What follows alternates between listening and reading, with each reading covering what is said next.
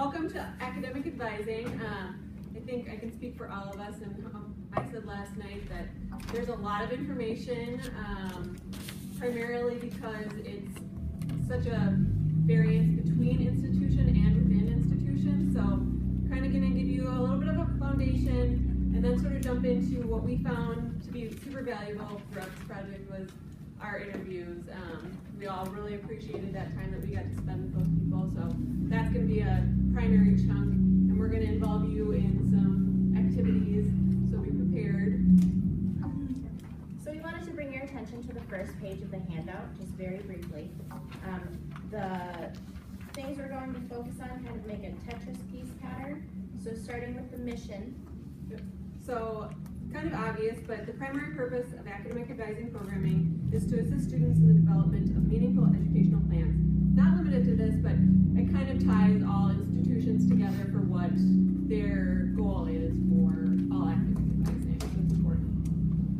And the purpose of academic advising is for students to learn to become members of their higher education community, to become a part of that institution, and to think critically about their roles and responsibilities as students, and really ultimately to prepare them to be educated members of the society and be able to make meaningful contributions to our work. And our task standards, even though they're not titled as such on our handout, is this vertical bar here where academic advisors should do things like help promote student growth and development in addition to helping students navigate the institution and the courses that they need in order to graduate. So shifting gears, your experience with academic advising. So everybody has an experience, I would guess. We're assuming that, but we'll find out shortly. So what we'd like to do is ask you about your experience. So just kind of actually we'd like to have you stand when you... And look around and see what everybody's experiences are. No, not stand, right? Stand in response to my question. So, you can have a seat. Okay, you can stand if, how many of you have experienced academic advising during your undergraduate years? How many of you have experience with that? Okay. So all but three. It's up to you to define it. Yeah. Yep. Can I do that? Sure, you can go halfway. Okay. So, no, stay standing. No. How many of you met with them once a year? At least once a year. Okay. How many of you met with them at least once a semester? And how many of you met with them more than once a semester? Right. Okay. So it's now you okay. So that demonstrates the wide variety in how people interact with their academic advisors. And what we'd like to do then is talk a little bit about how that works at the various institutions. So at North Hennepin Community College, there was no expectation that the advisors met, or that the students met with their advisors. It was student initiated, unless you were part of a particular program where, like TRIO, or a program where the advisors would reach out to you as a student, or if you were flagged with their early alert system. So that's when an instructor would put out an early alert that would go to the advisor, and the advisor then would reach out to the student. Going on to the U, I interviewed Allie Nelson, who you guys all met already, and she did advise in CLA, which is sort of a broad, there's a lot of students in it, and pretty much made it seem like your expectation is first semester you have to meet with your advisor as a student, and after that it's a little bit more loose. They supplement different things. Early alert system sometimes works, but the advisor is generally reaching out to the student, and they're not required to come in if they so choose. And then at St. Kate's I did another interview, and it's one time a semester, also tied to registration. So they're getting students prior to registration, and then they're talking over all the issues. Also early alerts, they have to go in and meet with their student or their advisor for that if they are flagged that way. an online for-profit institution, there are two types of academic advisors. The first, the title is an academic coach. So those folks work specifically with people that are in their first year of their program, and what they do is they get them kind of oriented to the format of online classes. They have to make contact with them as soon as they start, just so that the learner knows exactly who to contact, because it's such a big institution and you feel kind of isolated because you're at home, you're not in a classroom. And then once you kind of graduate through your first year in the program, you kind of advance on into a general academic advisor, which looks like a call center. So you call the main number, and then you have a bunch of academic advisors kind of in the office, and then whoever is available, the phone calls get parsed out to the individual people. So you don't have an assigned advisor once you move past your first year. Yep. So we have another question for you. Stan, if you had a faculty advisor for your undergraduate experience. I also did, so I'm Stanley. And remain standing if they were specific to your degree program. Okay. And then how many of you were assigned a non-faculty advisor in your undergrad? Okay. And were they specifically assigned to your degree program? Okay, great, thank you. So it looks like most of you had a faculty advisor, which is interesting. So at North Hennepin Community College, there are not faculty advisors. The advisors are all professional advisors, and some of them assigned to particular groups of programs, others are assigned to various groups of students, such as students with low reading skills, so 6th to 8th grade reading skills. And they need to have certain types of support. Those are very specifically guided through their program to get to the point where they can actually take college-level courses. So the U is primarily professional, speaking directly to undergrad. And then at St. Kate's, primarily professional, although they manage it a little bit differently and faculty is more available than, say, a big institution. So that was kind of the big difference between those two. And again, at Capella, they provide undergraduate degrees, they provide licensure, master's programs, as well as doctorate programs. And basically, the higher up you get, the more specific your field is.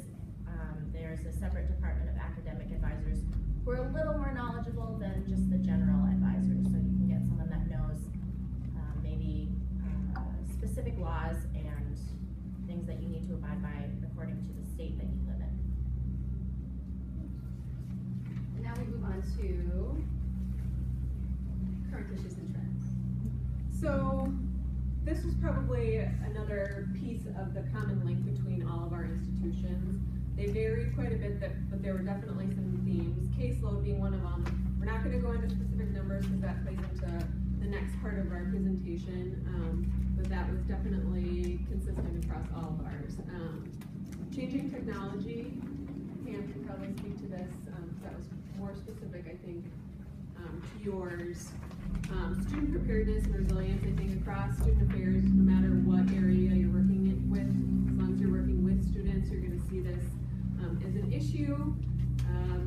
The advisors strongly spoke to this, that students don't seem to be as resilient with grades and how they're being graded, and just having issues with, that they're coming in more frequently because of B's, B pluses, it's that pattern is becoming more and more prevalent.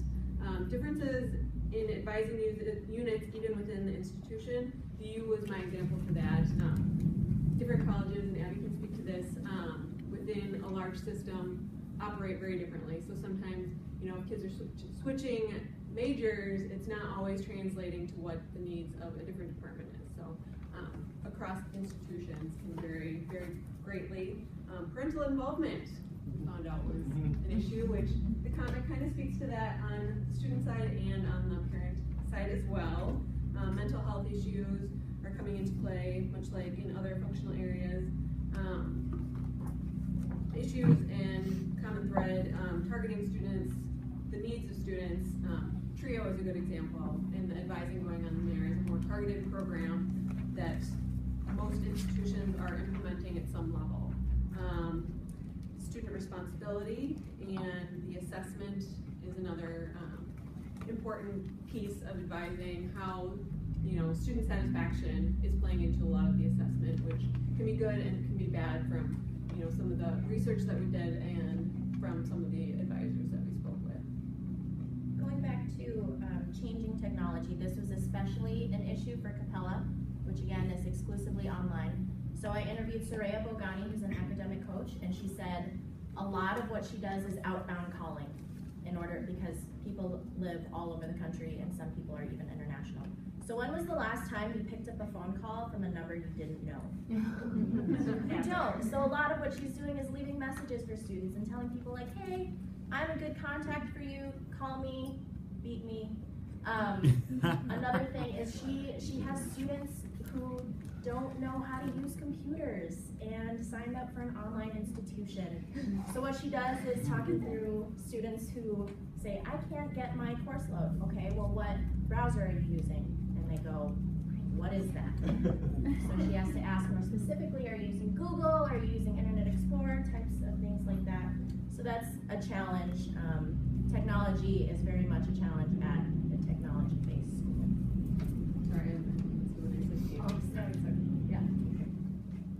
and then kind of moving into some of the specific trends, more on programming, assigned advising, less drop-in only programming at certain institutions that we dealt with, academic orientation, more of it's being offered online, especially for primarily online institutions, but a way of reaching out to students that may or may not be served otherwise. Sort of in the professional side of this, adjunct faculty are given a lot of precedence in hiring practices. So we saw not just master's degree, but a lot of adjunct faculty are looking at doing this work to supplement their teaching salaries, which are limited. More importance is being placed on having a master's degree across the board. Giving value to the profession, but also, you know, having that theoretical framework to supplement, you know, kind of the intuitive part of advising. I think has shown its face and is starting to become more prevalent across the board for institutions that we dealt with and just have looked into.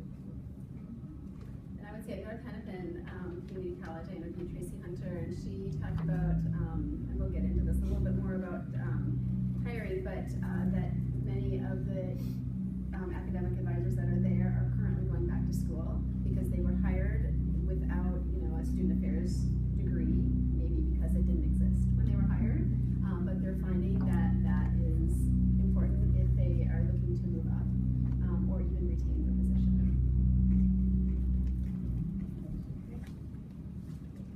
Quick fire questions. You don't have the answers to these, but use your intuition and see how you do. So, how many people do you think the average advisor for an online institution has? So think online. Allison. Probably like 120. You're right. Guess what? There's no wrong answer to this one. Yeah, so talking to the advisor at Capella, she said it really ebbs and flows depending on the time of year. They work on a quarterly system, but the thing at Capella is you can join whenever and start whenever. So some weeks she'll work really intensively with like 10, 15 people, and other weeks she has to do outbound and take inbound calls from hundreds. So it really depends. Basically what she has to do there is take really good notes and stay very organized so that she knows who she's talking to and what she's talking about there. So then from a community college perspective, how many students do you think an advisor has at a community college such as North Hennepin Community College? Yes. 50? 50? Yeah. No. Rev? I was going to say 225. No. Maybe 300, 400. Okay, you're closer. So those advisors with a smaller program, such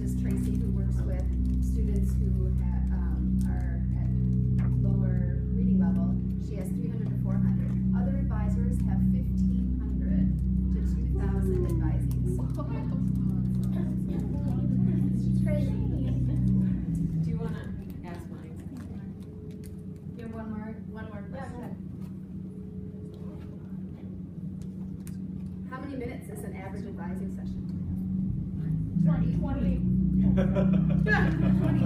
actually 20 is pretty good. It's 20 is close. At North Hennepin, at the beginning of the semester, it is, they said they have 20-minute appointments, like all day long for weeks on end. And then in the middle of the semester, she says she's trying to get students to come in, and at that time she has a time for 30 to 40-minute sessions with her students. So, I said 20. we have more questions if we can, but if you don't have questions, we'll ask you more questions. How's that? I want to hear more questions. So I guess, I'm interested. to you, how many, appointments do you think that there, or what do you think their caseload is? Probably like 2. Not quite, up that a little bit. 400. And this is generalizations. Abby has very different experience. 400 is. So I would say 300 to 350 is sort of the, response for CLA specific, and that's a large, group of students in comparison. What is yours?